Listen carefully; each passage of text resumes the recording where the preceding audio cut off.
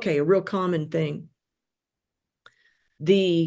Let's say there's a gift marking, and then we'll go into what gift markings are, under your ring finger down in this area.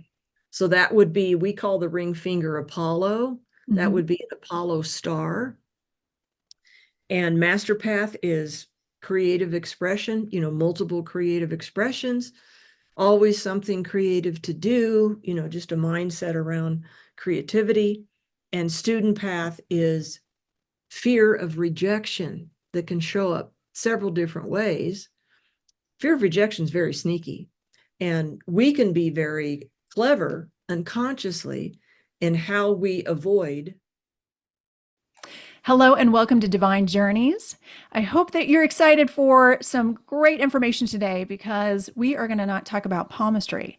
We're going to be talking about hand analysis and the science of hand analysis and what it can do to provide you information about your life purpose. So if you are struggling with like what your next chapter might be, are you not happy with what you're doing right now, whether it's your job that you've been in too long and you're wanting to make a career change, or it's just that you want to be able to understand yourself better.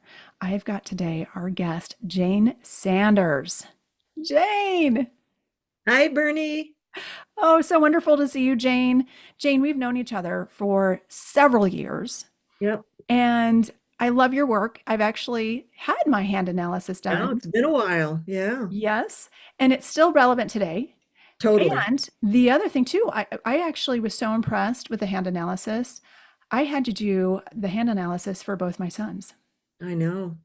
I remember that. Do Yeah. they look at it? Do they review it from time to time? Do you know? Well, as boys go, and they were much younger. But what was interesting is that what we'll share with the audience today is your process of not just explaining what the hand analysis is, but what your process is. Because what I was really impressed with is that you actually provide a life purpose statement Mhm. based on hand analysis. Yeah. And so, both of us being the former corporate executives, and you made your leap into this realm. So, Jayne, tell us a little bit about yourself first, about what brought you from the corporate world. I know it's quite a switch, isn't it? Yes. So I'd actually had three careers prior to this, all relevant. The first one was definitely in corporate, and the other two were corporates. Corporations were my clients. But each time I would just hit this wall of, after a few years of, my and I can boredom, relate. and I'm sure a yeah, lot of people relate. this just ain't it, but I don't know what is. And I worked with a career coach, and that didn't really help. And my third career lasted longer, which I was a professional speaker and trainer then and facilitator. I realized why that lasted longer after I got my hand analysis, and it was because it was closer to purpose than the other two. Um, but anyway, so that I hit a wall too. And as my heart pulled away from it, so did the revenue. So I was just in this downward spiral and got one of those cosmic two-by-fours. Both of my parents passed away within 3 months of each other. Mm. And it was just really a wake-up call. It was like, hey, life is short. I need to quit farting around and figure this out. And I really believed even then that everybody has an innate purpose, but I didn't know what mine was. So I started Googling, how do I find my life purpose? And went down a couple paths that didn't work out, but then eventually ran across a headline for a teleseminar, and it read, Discover Your Innate Life Purpose.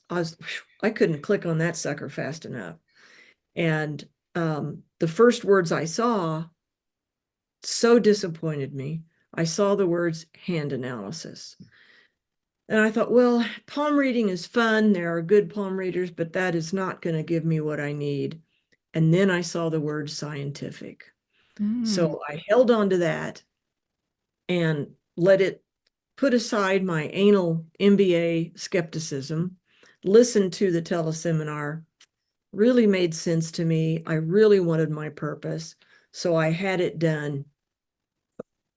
I mean, just blew my mind. It was like, oh my God, my whole life was explained. It's like, no wonder I made that big decision, and no wonder that didn't work in my life, but that did, and no wonder I liked that, but I didn't like that. And whoa, and even things I'd never thought about before that I got in the hand analysis made sense and resonated.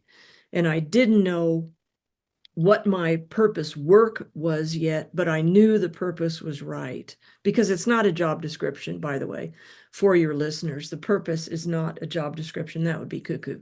It's a concept. It's the concept behind your ideal work. And everybody has options. Nobody has just one job that's in alignment. Everybody's Well, got several options. and not everybody has the same handprint. So there is such a Oh, totally different. distinction, right? Just like a fingerprint, but even with the handprint. And Yeah. when you said, "Oh, I don't want to do palmistry," because I think of most people probably associate palmistry as like fortune telling Yes, it's a very future related. versus It has, hand analysis. which has no future stuff in it. I mean, the science is the lines in your hands mimic the neural pathways in your brain. Ooh, And that's fascinating. it is, and it's so accurate that Forbes wrote an article about it. So I think that gives it a lot of credibility. And the gentleman that created this database, because that's what it is, it's a learnable database that anybody can learn, whereas palm reading relies a lot on the intuitive level of the reader. So he spent 40 years Oh, putting this database together. Talk about anal. And um, read over 30,000 hands to put the markings equals, this marking means that, this marking means that, um, to put this huge database together. So it's a very robust, profound, and reliable system. well, So and when I got mine, let me just finish this for a second. sure. Sorry about Yes, that. But absolutely. I got my purpose. I knew it was right. I didn't know what it looked like yet in terms of work, but I also believed if I took action on the information, because that's another wonderful thing about scientific hand analysis, is that it's actionable. And I knew that if I took action, I really believed I would find my way. And that's exactly what happened. I really believe the universe steps up when you take action, and just gave me little bits of clarity. I got introduced to different people, got pulled into different groups. And within a few months, I was like, duh, if I was so lit up and inspired by my hand analysis before I even knew what to do with it, I want to help people feel like that. So I started studying it right away and started doing it after my level 1. I'm now level 4, which is as high as there is. And I'm a master because I've just done a shit ton of hand analysis. Well, then you really know what you're doing. And I really saw Yeah. that with the way that you went through your process. Now, the thing that also is a distinction, I think, with the palmistry versus the hand analysis, so that people really understand that this isn't so much of the woo woo, right?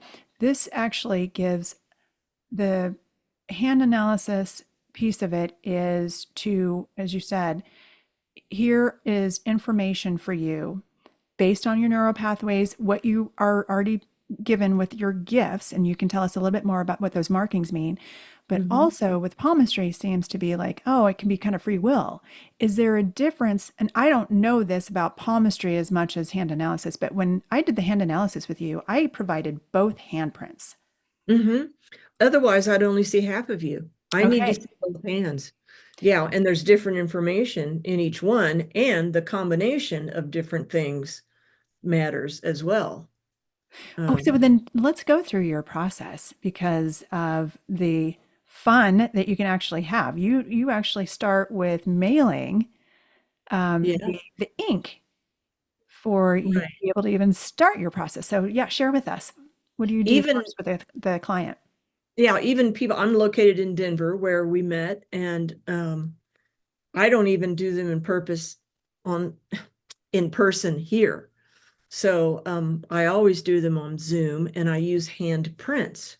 So, and I have clients in 12 countries too. So several in Singapore, we can use that as an example. So if somebody buys a hand analysis, I mail them a big white envelope that has instructions on how to take your handprints and the ink sheets that they need to do that.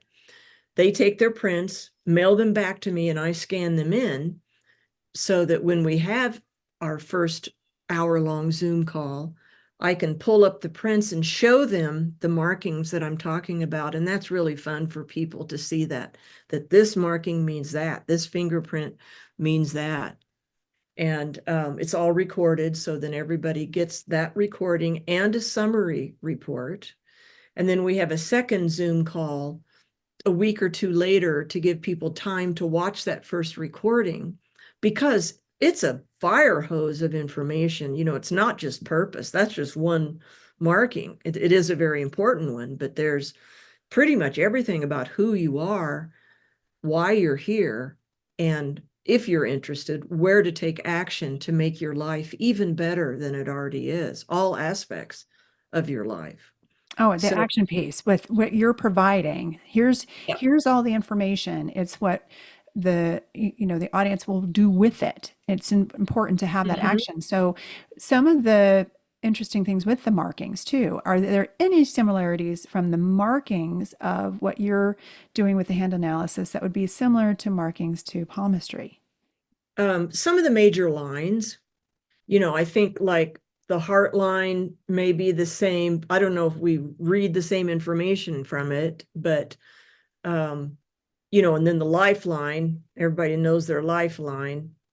The middle line is the headline. I don't know if palmistry does that or not. I don't know.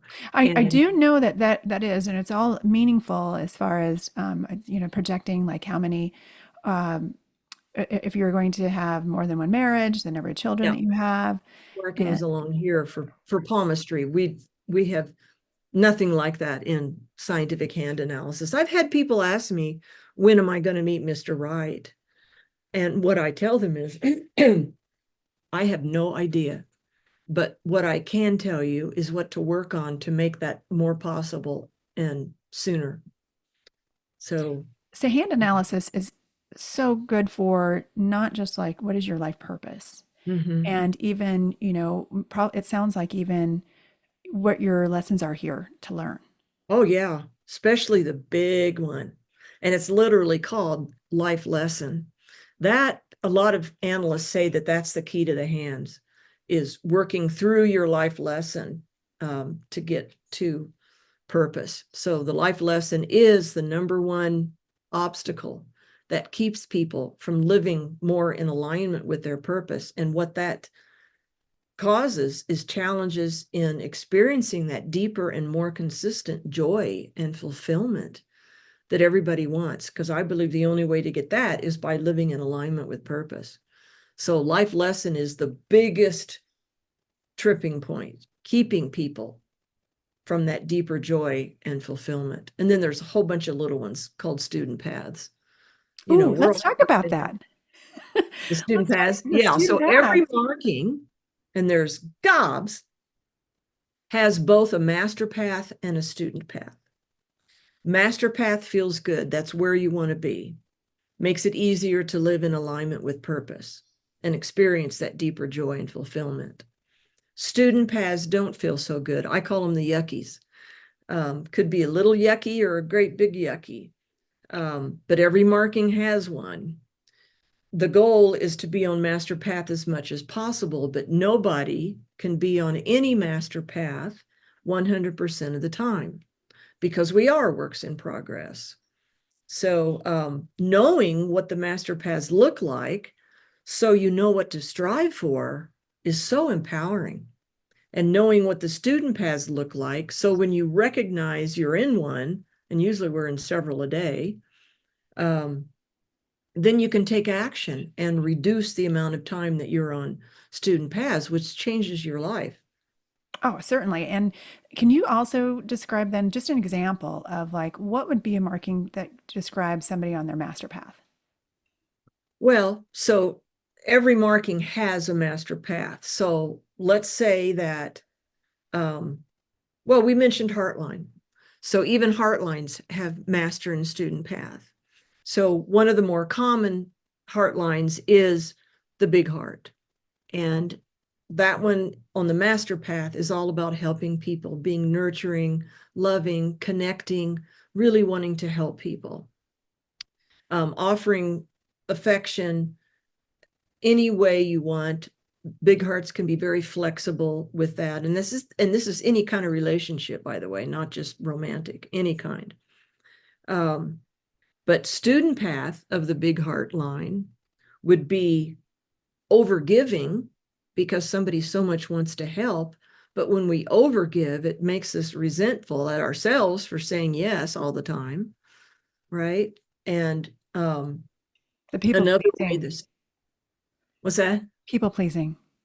Yes. And another way the student path can show up for the big heart is being what we call receiving challenged, not asking for help because you want to be the one helping and not accepting it when it's offered. And I was and still am a law of attraction coach. I'm like, don't turn down help. You're telling the universe you don't need help. Everybody needs help in some form. Absolutely. So that's one example. I'm trying to think of another real simple one. Okay, a real common thing. Let's say there's a gift marking, and then we'll go into what gift markings are, under your ring finger down in this area. So that would be, we call the ring finger Apollo. That would be an Apollo star. And master path is creative expression, multiple creative expressions, always something creative to do, just a mindset around creativity. And student path is fear of rejection that can show up several different ways. Fear of rejection is very sneaky, and we can be very clever unconsciously in how we avoid feeling rejected. And one of the most common ways is not owning our creativity, not knowing that we're really creative, and not knowing all the different ways that we're creative. Because if you don't own it, you're not going to be doing it. And if you're not doing it, it can't possibly be rejected. And we See? live in frustration because we're not living our true life purpose Oh, totally, authentically. totally. And another way that can show up is self-criticism, comparing yourself and your work to others and thinking yours isn't as good, which is baloney. Everybody's got a tribe. Everybody's got a tribe. So that's another example. And the creativity can show up in several different ways, by the way, but the student path is always fear of rejection. I like how you're using like with the master versus student path and using the same marking as far as what is the positive. It's kind of almost like here's the lesson or the life path that is positive, but then there's always the shadow side. So it sounds Mhm. like the student is kind of like we're working on that shadow side that we're ignoring. Yes, and you can never get rid of it. Because a lot of clients have asked me, well, how do I get rid of the fear of rejection? I'm like, you can't get rid of it. You can reduce it. And that's your goal. So the more you're on your master Yeah. path, the less you're going to be on your student path. Right. So then that's why it is kind of a little bit of a dance, right? Between, because we're Mm-hmm. always going to be learning as much as Yep. becoming a master. And Yep. so, how do you, with that marking, um, so you're able to tell the person who your client will be able to understand here's when you're doing it really well on the master Yeah. path. Well, first of all, you're going to feel good. Yeah. Yes. And then here's if you're having this experience, you're probably still in the student path. Well, you will always be on the student path to some degree. So True. some people are, if they have a creative mark, they know they're creative and they're using it, but they're still going to experience fear of rejection, and they know it. They recognize it. They're like, oh yeah, you know. Um, so just the more you use your creativity, and if somebody goes, I don't think I'm creative, and I'm like, okay, so first of all, it could be far more than just painting or drawing. It can be how you think, how you solve problems, how you help people, how you create a company, how you create, anything. We've just got this too narrow of a definition of creativity. And they go, well, I don't have any kind of visual creativity. I said, are you ever drawn to anything? Is there anything you're curious about? Well, yeah, I kind of wonder about pour painting. I'm like, take a class. Take a class. And for example, some people have creativity in their hands, and then they have what's called a writer's fork. And not everybody has one. I'm just giving an example. So maybe they should try creative writing. Take a creative writing class. And these days you can take anything online That's right. very inexpensively. So it's important to explore your creativity too, because many people have multiple creative expressions. They just don't know it. They haven't explored enough yet. And I think that's a lot of our purpose is here to understand what we're meant to create. What are our Yes, gifts to be creating? And there's so many facets. When you've done the handprint, so the client gives you the handprint. Now, is it just one hand or two hands? both. Now, Both. now So what? I Why the need, two? well, because I'd only see half of you, right? So Okay. generally, right hand shows me about you what the world sees, what you put out there, your work, how people know you. Left hand generally is inner stuff and close-knit family and community things, information about you. So, and then That's some, like oh I said, interesting, Jane. So you do see like even you've got the master and the student path, and then you've got your right hand that is what others see of you, mm-hmm, and it's then you've what you got put out to the world. okay, so kind of like with astrology, even you've got your sun sign, how Mm-hmm, everybody sees you, but the mm-hmm. left hand is more of who your true self is Yeah, in your inner world. yep, inner self and personal things and close-knit people to you.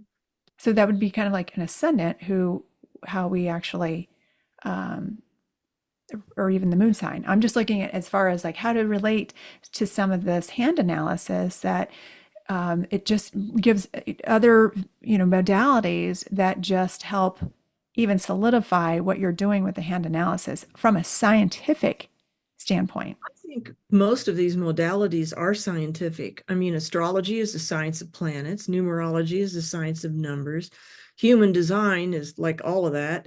Um, and there is overlap in information that you receive from any of these modalities if the person that you're going to knows what they're doing.